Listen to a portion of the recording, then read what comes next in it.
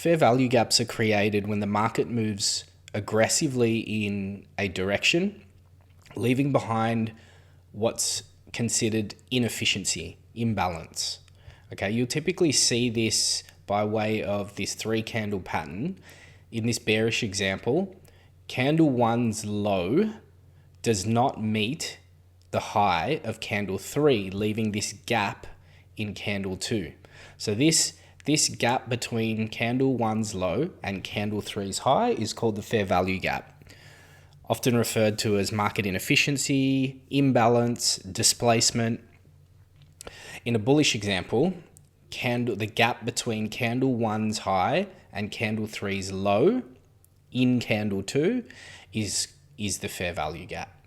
Now, the traditional theory is that when a move like this happens, leaving a fair value gap, there are orders left unfilled, okay, within this candle, and that's why the market often comes to rebalance over time. Now, I have a bit of a unique take on fair value gaps. I tend to look at them as a proxy on order flow. So what I mean by that is, I look at fair value gaps to help me understand which side of the market is more dominant. Because in my theory, my thinking is that for a fair value gap to be created and a candle to move with such volume, that requires a large amount of capital moving that candle. Big money is moving that candle. Okay, so whether you call that smart money, institutional, all these concepts, all I just think to myself is, for a candle to make a gap like that, it required a significant amount of volume. So that tells me order flow is strong in that direction, unless the gap is inverted.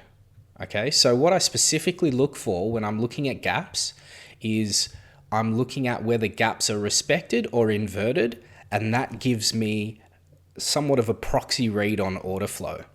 So when I see price action like this, and we get this retest of the gap and it pushes away and the gap's respected, I look at that as a sign for dominant order flow on the sell side.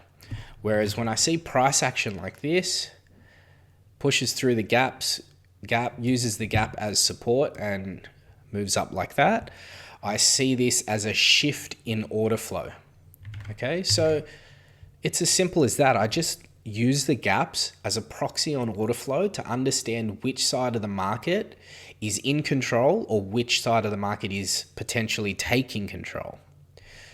Before we move on to looking at some examples in the charts themselves, where we can deep dive this further, I just want to touch on what invalidation or inversion of a gap looks like.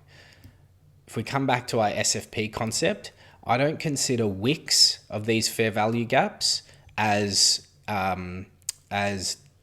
disrespecting the gap. Okay, this gap is still respected in my view.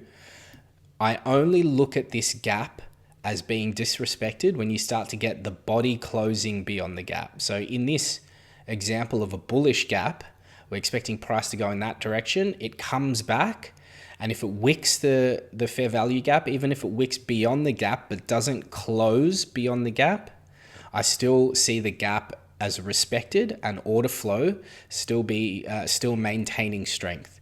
Okay, but once the body of the candle closes beyond the gap, that's where I start treating the gap as disrespected and potential shift in order flow occurring.